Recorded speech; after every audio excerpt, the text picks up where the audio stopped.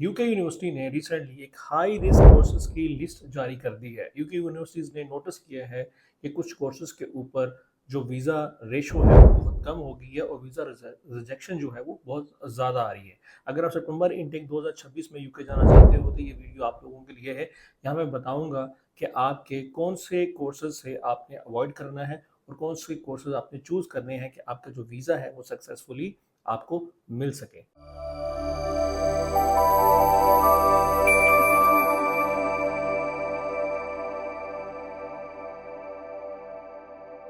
बिस्मिल्लाहिर्रहमानिर्रहीम, अस्सलाम वालेकुम। मेरा नाम सिरुमान है और मैं हूं आपका कंसल्टेंट फ्रॉम स्टडीफाई कंसल्टेंसी। आज की वीडियो बहुत ज़्यादा इंपॉर्टेंट है, स्पेसिफिकली उन स्टूडेंट्स के लिए जो सितंबर इनटेक 2026 में पढ़ने यूके जा रहे हैं। तो आज की वीडियो में हम बात करने वाले हैं खास तौर पे उन कोर्सेज के ऊपर जिनके ऊपर लिस्ट आई है और जिनके ऊपर यूनिवर्सिटीज़ ने अपने कंसल्टेंट्स को या एजेंट्स को ईमेल्स किए हैं कि इन कोर्सेज के ऊपर आपने स्टूडेंट्स को अवॉइड करना है। और जो हमने खुद देखा है जिनके ऊपर रिजेक्शन हुई है, खास तौर पे कुछ ऐसे कोर्सेज के ऊपर। तो और यहाँ पे एक बहुत इंपॉर्टेंट बात ये भी है कि अभी जो सर्टेन टाइम आपका जो प्रोसेसिंग टाइम है वो भी डिले हो रहा है। जन इनटेक में जिस तरीके से आपको ऑफर लेटर मिले, सितंबर इनटेक में वैसे आपको ऑफर लेटर नहीं मिल रहे। उसकी रीज़न क्या है? उसकी रीज़न ये है कि यूनिवर्सिटीज़ के पास जब आपकी एप्लीकेशन जाती है तो यूनिवर्सिटीज़ बहुत कुछ देखती है। अगर वो यूनिवर्सिटी को ये आपकी एसओपी है, एप्लीकेशन आपकी जनरल प्रोफाइल लगती है तो ही वो आगे आपका ऑफर लेटर जो है वो प्रोसीड करती है। सो दैट्स वाई मैंने हमेशा बोला है कि आपको ऑफर लेटर भी प्रोसेसिंग टाइम भी डिले हो रहा है, ऑफर टाइम भी लेट मिल रहा है, तो आप अपनी एप्लीकेशन यूके के लिए अर्ली सबमिट करें, क्योंकि इस बार सीट्स भी कम है और बहुत ज़्यादा जो है वो स्ट्रिक्ट भी प्रोसेसिंग आप लोगों की चल रही है। और इस वीडियो में मैं आपको बताऊंगा कि सेफ जोन यूनिवर्सिटीज कौन सी हैं और सेफ जोन कौन सा है, इवन कि आपका जो एरिया भी है वो डेंजर जोन में आता है, ये सेफ जोन में आता है। और खास तौर पे इस वीडियो के एंड पे मैं एक टिप बताऊंगा जो कि बहुत सारे स्टूडेंट्स मिस कर देते हैं, जो कि बहुत इंपॉर्टेंट टिप होगा आप स्टूडेंट्स के लिए। अब बढ़ते हैं सेक्शन 2 की बात में, जो कि सारे स्टूडेंट्स जानना चाहते हैं कि हाई रिस्क जो है वो कोर्सेज वो कौन से हैं। और इसमें वो कोर्सेज सेलेक्ट किए गए हैं जो हमने भी रिजेक्शन देखी है और यूनिवर्सिटी की तरफ से भी जो ईमेल्स रिसीव हुई हैं, और सबसे ज़्यादा जो कोर्सेज के ऊपर रिजेक्शन आई है वो आई है आपकी बिजनेस मैनेजमेंट के कोर्सेज पे, एमबीए के कोर्सेज के ऊपर।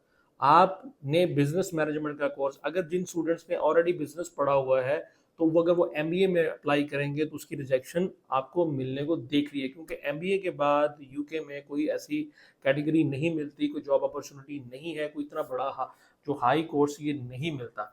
दूसरी है आईटी के स्टूडेंट्स जो कि आईटी में जाना चाहते हैं। आईटी के वही स्टूडेंट जिन्होंने पहले आईटी यहाँ पे पढ़ी है पाकिस्तान में, अगर वो स्टूडेंट्स आईटी की बैकग्राउंड के साथ अप्लाई करते हैं तो उनकी वीज़ा रिजेक्शन बिल्कुल नहीं है। बट अगर वो बिजनेस मैनेजमेंट है या इंजीनियरिंग की हुई है या किसी भी और कोर्स में आपने कॉमर्स पढ़ी हुई है, सो दैट्स वाई आप आईटी में जाते हो तो उसके ऊपर आपकी रिजेक्शन होती है।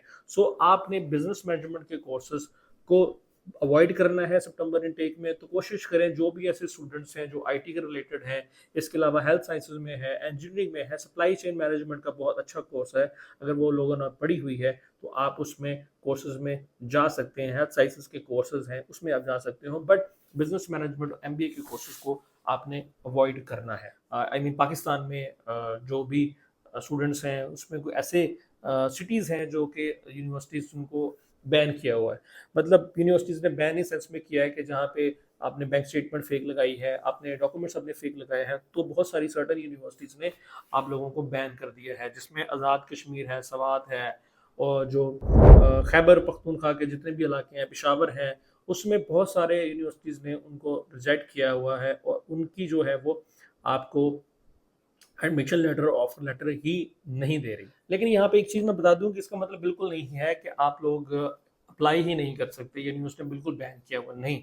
यहाँ पे यूनिवर्सिटीज़ आपको जब आप एप्लीकेशन फॉरवर्ड करते हैं तो यूनिवर्सिटी फिर आपके जो है इंटरव्यू जो होता है वो आपका ज़रा टाइट लेती हैं, मज़ीद चेक्स जो हैं वो लगते हैं, उसको मज़ीद देखा जाएगा, मल्टीपल इंटरव्यू आपके हो सकते हैं। सो दैट्स वाई आपका जो कैश आपका मिलने के जो चांसेस होते हैं वो डिक्रीज होते हैं।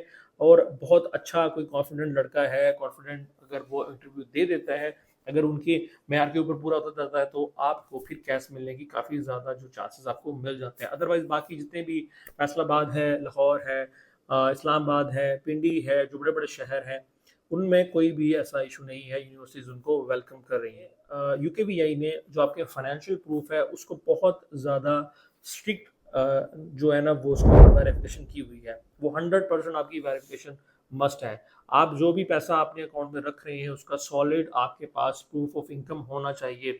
बहुत सारे स्टूडेंट्स वैसे ही निकल जाते हैं, मतलब प्रूफ ऑफ इनकम नहीं मांगा जाता, बट लास्ट जैन इनटेक में हमने देखा, इवन के माई इनटेक में भी जो हमारी कुछ एप्लीकेशन थी हमने देखा, उसमें भी प्रूफ ऑफ फंड्स का जो है वो सॉलिड प्रूफ मांगा जाता है। तो आपके पास जो भी फंड्स आते हैं तो उसका एक सॉलिड आपने प्रूफ ऑफ इनकम लाजमी बनाना है। तीसरा जो स्टेप है वो आपके स्टडी प्लान। स्टडी प्लान को मैं वही बोलूंगा जो आपकी स्टेटमेंट ऑफ पर्पस होती है, आपके एसओपी में ही आपने स्टडी प्लान बनाना होता है कि आपने सारा कुछ बताना है कि आपने डिग्री कंप्लीट करने के बाद पाकिस्तान आना है और आपके फ्यूचर गोल्स क्या हैं, जिसको आपने अपने कंसल्टेंट के साथ मिलकर अगर बनाएंगे तो ज़्यादा उसमें आपको बेनिफिट मिलेगा और ज़्यादा आपको नॉलेज भी मिलेगा कि ये कैसे बनानी है। अदरवाइज आपने चैट जीपीटी से या किसी भी क्लाउड एआई से आपने ये चीज़ें कॉपी नहीं करनी, स्पेशली जब आप ये एसओपी बनाते हैं। बट कुछ आप डाटा ले सकते हो, कुछ चीज़ें ले सकते हो, बट आपने कोशिश करनी है कि एसओपी आप अपने अल्फाज में लिखें तो ज़्यादा बेटर चांसेस हो जाते हैं आपको वीज़ा सक्सेसफुल होने में। स्टेप 4 पे है कैस का इंटरव्यू, जो प्री कैस इंटरव्यू होता है। अच्छा, बहुत सारी यूनिवर्सिटीज़ जो है, इवन के 100% यूनिवर्सिटीज़ अब प्री कैस इंटरव्यू मस्ट कर दिया है। प्री कैस इंटरव्यू के बगैर आप लोग वीज़ा जो है आपका ऑफर लेटर ही नहीं आता। सो अगर आप हाई रिस्क कोर्स सेलेक्ट कर लिया हुआ है किसी भी रीज़न की वजह से, तो आपको जो मॉक सेशन है वो अपने मल्टीपल करने हैं अपने कंसल्टेंट के साथ, जिससे ये होगा कि आपकी जो तैयारी है वो अच्छी हो जाएगी, तो आप इंटरव्यू पास कर सकते हैं। अच्छा, बहुत सारी यूनिवर्सिटीज़ हमारे पास हैं और ऐसी यूनिवर्सिटीज़ भी हैं जो जस्ट एक बार प्री कैस इंटरव्यू लेने के बाद आपको रिजेक्ट कर देते हैं। बट हमारे पास कोई ऐसी यूनिवर्सिटीज़ भी हैं, अगर आप एक दफ़ा फेल हो जाते हैं तो आपको हम मल्टीपल इंटरव्यू के स्लॉट्स यूनिवर्सिटी से ले सकते हैं, तो आपका हो सकता है एडमिशन। तो आप बेफिक्र होकर अगर आप अप्लाई करना चाहते हैं तो आप सर्टिफाइड टीम के साथ रब्ता कर सकते हैं। किसी भी रीज़न की वजह से अगर आपको डर है, कोई प्रॉब्लम है इंटरव्यू की, तो आप हमसे जो है वो कंसल्ट कर सकते हैं। स्टेप 5 बहुत इंपॉर्टेंट, जो आपकी डॉक्यूमेंटेशन जो है वो चेकलिस्ट है। सबसे पहले अगर आपने बैन अपने आप को नहीं लगवाना चाहते तो यहाँ मैं बोलूँगा आपने 100% अपने जेन्युइन डॉक्यूमेंट्स रखने हैं। अगर आप जेन्युइन डॉक्यूमेंट्स या किसी भी डॉक्यूमेंट को आपने टेम्पर्ड किया, पकड़ा गया, तो इस बार 10 ईयर का बैन स्टूडेंट को लगने से कोई नहीं रोक सकता। तो इस चीज़ को आपने लाजमी मद्देनजर है, आपकी डॉक्यूमेंट्स की चेकलिस्ट बनाओ, अपने एकेडमिक जो ट्रांसक्रिप्ट्स है वो सारी आपकी फाइनलाइज हो, आपकी जो है वो सॉर्ट आउट हो हर चीज़। उसके साथ आपके जो एकेडमिक जो रिकमेंडेशन लेटर्स हैं, आपका अगर स्टडी गैप है तो उसमें आपने जो प्रूफ लगाया है स्टडी गैप के ऊपर कि आपका स्टडी गैप क्यों था, क्या रीज़न बनी आपने स्टडी छोड़ी, आपको फाइनेंशियल बर्डन था या फैमिली या पर्सनल, कोई भी रीज़न आप दे सकते हो जो कि सॉलिड रीज़न लगनी चाहिए। उसके बाद अगर मीडियम ऑफ सेक्शन पे जा रहे हो तो एमओई का लेटर, ये बहुत ज़्यादा इंपॉर्टेंट डॉक्यूमेंट्स है। अगर आपके सारे डॉक्यूमेंट्स जो है वो कंप्लीट हैं तो आपके 100% वीज़ा चांसेस जो है वो इंक्रीज़ हो जाते हैं। और 5वें नंबर पे वो गलती है जो हर स्टूडेंट समझता है, यार मैं तो माशाल्लाह हर चीज़ देख के, यूट्यूब की वीडियोस देख के और मैं हर चीज़ खुद कर लूँगा। ये आपकी सबसे बड़ी बेवकूफ़ी होती है। अगर किसी से कंसल्ट कर लेंगे जहाँ पे आपने 50 लाख रुपया लगा रहे हो, 60 लाख रुपया लगा रहे हो, अगर कंसल्टेंट की कोई 25-30 हज़ार रुपये फ़ीस देने के बाद अगर आपको सारी चीज़ें स्मूथ कर देता है वो, तो आई थिंक ये सबसे बड़ी समझदारी होगी, ना कि वो बेवकूफ़ी होगी। तो समझदारी के साथ अपने कंसल्टेंट के साथ राब्ते में रह के आपने सारी चीज़ें खुद बनानी है, खुद प्रोसेस करनी है, जिससे वो आपको प्रॉपर गाइड करता है। सो अगर आप वीज़ा सक्सेस लेना चाहते हो सितंबर इनटेक में, दिए गए नंबर्स पे आप हमारे टीम के साथ कंसल्ट कर सकते हो, किसी भी बात को आप पूछ सकते हो, किसी भी जगह पे आप रुकते हो या किसी भी जगह पे आपको समझ नहीं आ रही तो हमारी टीम से आप रब्ता कर सकते हो। सितंबर इनटेक में काफ़ी सारी यूनिवर्सिटीज़ के एडमिशन्स अभी ओपन हैं, तो आपका एमओई पे भी आप जा सकते हो, लैंग्वेज सर्ट के साथ भी जा सकते हो, पीटीई पे भी जा सकते हो, डुओलिंगो पे भी जा सकते हो। तो सारी ऑप्शंस आप लोगों के अवेलेबल हैं।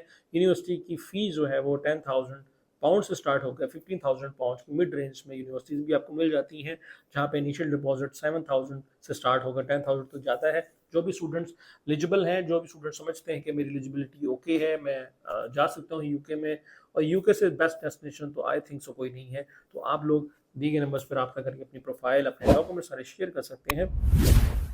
हमारी टीम आपको सारा कुछ प्रॉपर गाइड करेगी। आज के लिए इतना ही। Thank you so much. अगर आपको वीडियो पसंद आई हो तो प्लीज़ लाइक, शेयर, सब्सक्राइब करें। आज के लिए इतना, थैंक यू, अल्लाह हाफिज़।